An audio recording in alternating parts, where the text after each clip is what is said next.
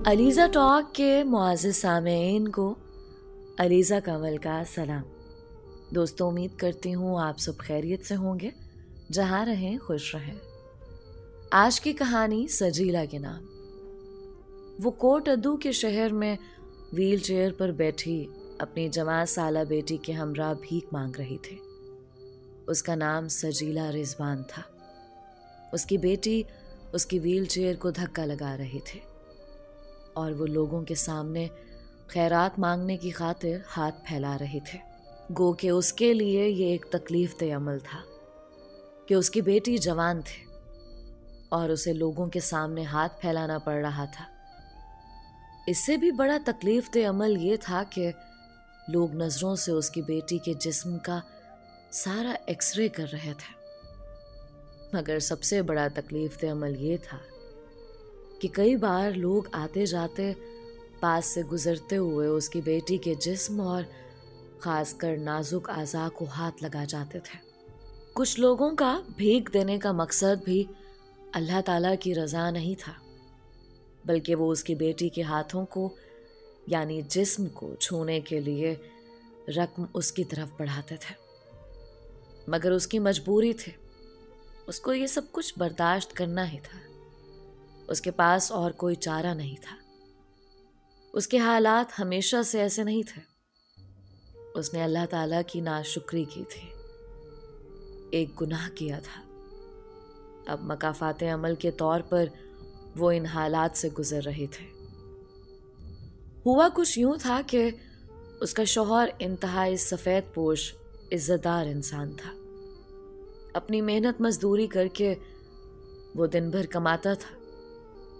उसके शौहर ने मेन बाज़ार के अंदर एक बहुत बड़ी मार्केट में अपनी एक सब्ज़ी की दुकान बना रखे थे। उसका कारोबार ठीक चल रहा था। मतलब ये कि घर में इज्जत से 3 वक्त का खाना बन जाता था और बाकी ज़रूरियात ज़िंदगी भी पूरी हो जाती थी। लेकिन चूंकि कारोबार इतना बड़ा नहीं था, इसलिए घर में अयाशी नहीं थी, पैसे की रेल पेल नहीं थे। पैसा कहीं भी खर्च करना होता था तो उससे पहले कई बार सोचना पड़ता था। जो लोग मेहनत से रिज़्क़ हलाल कमाते हैं उनको ये पता होगा कि रिज़्क़ हलाल में बरकत ज़रूर है, मगर रिज़्क़ हलाल में फरामानी इतनी नहीं है। आप लोग रिज़्क़ हलाल से पेट भर सकते हैं लेकिन अयाशी नहीं कर सकते। बल्कि जो लोग रिज़्क़ हलाल कमाते हैं उनकी कोशिश होती है कि उनकी ज़रूरत से ज़्यादा अगर कुछ बच जाए तो वो बची हुई रकम किसी और ज़रूरतमंद पर खर्च कर दें ताकि उसकी ज़रूरत पूरी हो जाए। किसी ऐसे सफ़ेद पोश के हाथ में दे दें कि उसको किसी के सामने हाथ ना फैलाना पड़े, उसकी सफ़ेद पोशी का भरम रह जाए। अल्लाह ताला का दिया हुआ अल्लाह की ही मखलूक पर वही लोग खर्च कर सकते हैं जिनको अल्लाह हिम्मत देते हैं। ख़ास तौर पर वो लोग जो अल्लाह से मोहब्बत करते हैं। और जो लोग खुदा से मोहब्बत करते हैं उन पर आजमाइशें भी आती हैं, मगर अल्लाह ताला की तरफ से दी गई हिम्मत की बदौलत वो उन आजमाइशों पर पूरा उतरते हैं। मगर सजीला रिजवान उन इंसानों बल्कि उन ख़वातीन में से एक थे जो लोगों के लिए आजमाइश साबित होती है, और वो भी अपने शौहर के लिए आजमाइश साबित हुई थी। सजीला रिजवान को अच्छा खाने, अच्छा ओढ़ने, अच्छा पहनने का शौक़ था। उसके यहाँ तक कि सारे शौक़ तो उसका शौहर पूरा कर देता था, मगर इससे बढ़कर उसे बिला वजह की ख़रीदारी में बहुत दिलचस्पी थी। इसलिए रोज़ाना बाज़ार जाना और फजूल में चीज़ें ख़रीदना पसंद था। ऐसे अमीरज़ादों की तरह तोहफ़े तहाइफ ख़रीद लेना और देना पसंद था। ये सिर्फ़ अपने घर को और अपनी ज़ात को दूसरों से बढ़तर साबित करने के लिए बिला वजह पैसे ज़ाया कर दिया करते थे। उसके अपने घर में कोई फंक्शन होता तो वहाँ भी अपनी ज़रूरियात से ज़्यादा खर्चा करते और महंगे महंगे खाने बनाते। अगर कहीं किसी और घर में फंक्शन होता तो भी वहाँ जाने से पहले महंगा और कीमती लिबास खरीदते, महंगे और कीमती जूते खरीदते, बेहतरीन किस्म का एक नया मेकअप सेट खरीदते और उसी तरह की दूसरी ख़वातीन की ज़ेबो आराइश की चीज़ें खरीदते। फिर अच्छे अच्छे तोहफे तोहफ़े खरीदते जो कि उसके शौहर की उजरत से कहीं ज़्यादा महंगे होते।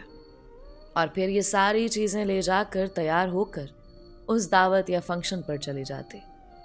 उसका शौहर उससे इस तरह की फजूल खर्ची से रोकता रहता था। इसी दौरान उनकी एक बच्ची पैदा हो चुकी थी।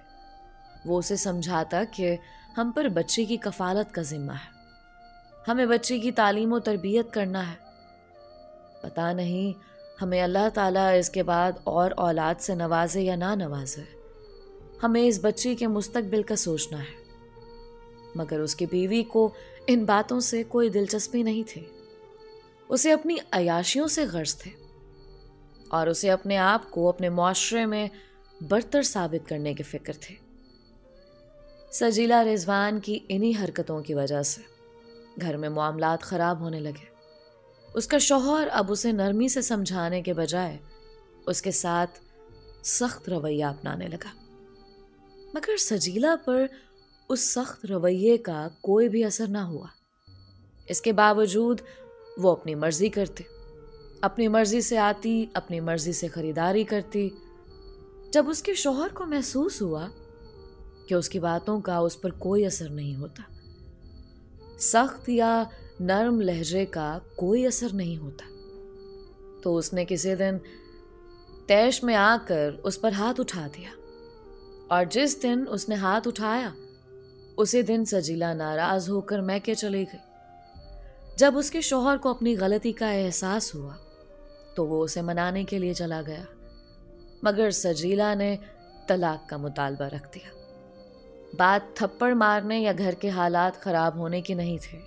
बाद में ये बात वाज़ेह हो गई कि तलाक का मुतालबा करने की बड़ी वजह सजीला का किसी और मर्द में दिलचस्पी लेना था। मगर उसने जानबूझकर घर के हालात को इस तह तक पहुंचाया था कि उसके घर में लड़ाई हो, लड़ाई के बाद वो लड़ाई को तूल दे और रूठ कर अपने मैके जाए। उसने वैसा ही किया। अपने भाइयों, बहनों और वालिदैन के अंदर उनकी हमदर्दी समेटने के बाद अपने मौजूदा शौहर से तलाक लेने का मुतालबा किया और तलाक लेने के बाद अपने महबूब के साथ शादी कर ले। पहले पहल उसके शौहर को उसके इरादों की खबर नहीं थी। उसने अपनी हर मुमकिन कोशिश की कि उसकी और सजीला की सुलह हो जाए ताकि उनकी बच्ची की ज़िंदगी बच जाए। मगर दूसरी तरफ सजीला को सुलह में कोई दिलचस्पी नहीं थी।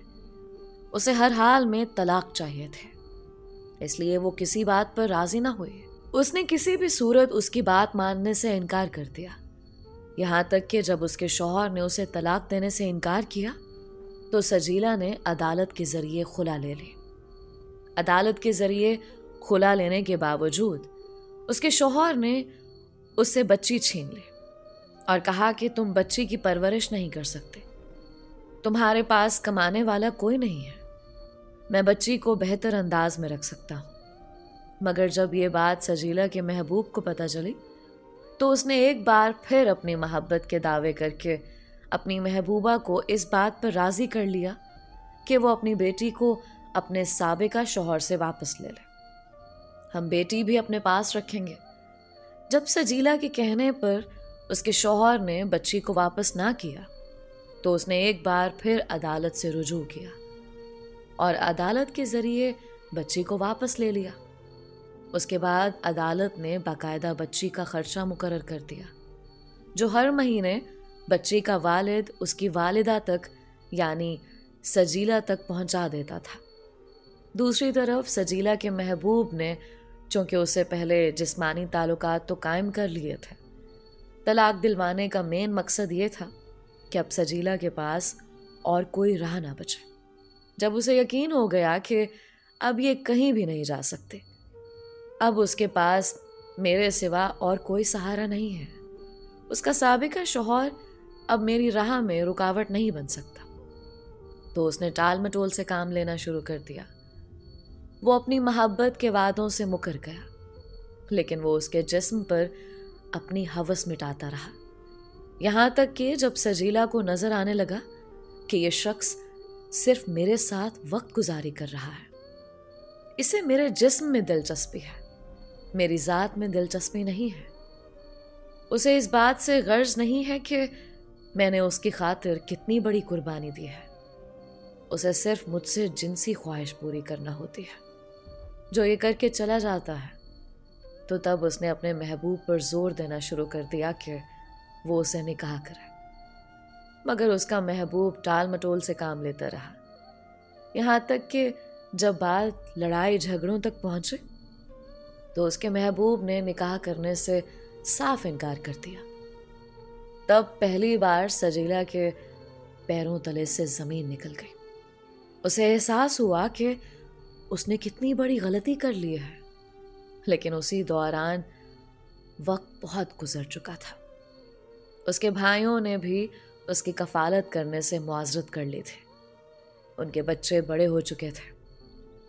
उसकी भाभियों ने घर के निज़ाम को अपने हाथ में ले लिया था, उसे घर से निकाल दिया गया।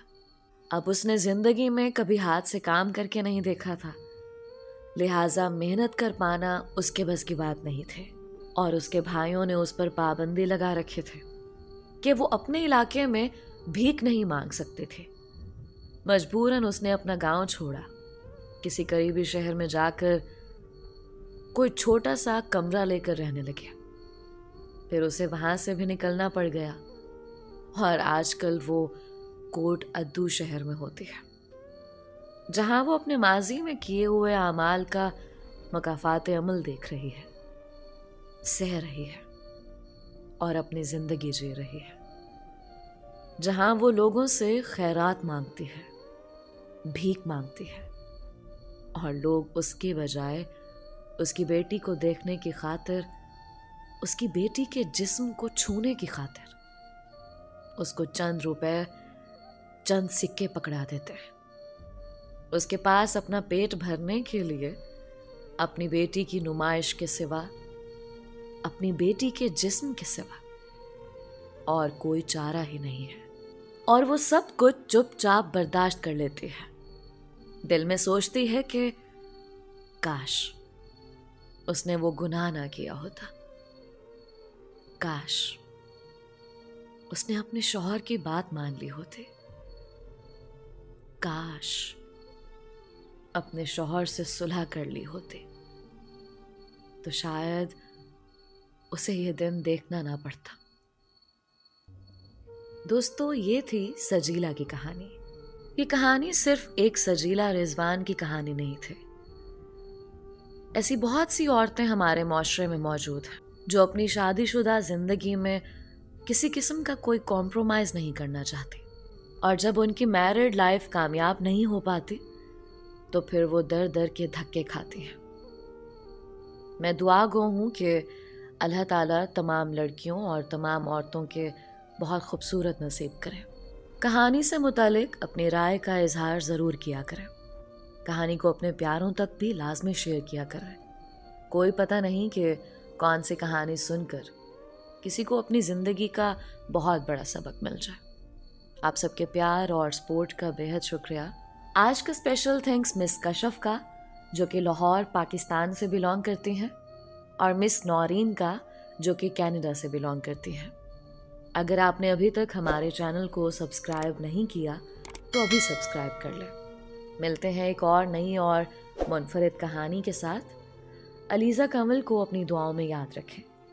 अपना और अपनों का बेहद ख्याल रखें। अल्लाह हम सबका हामी नासिर है।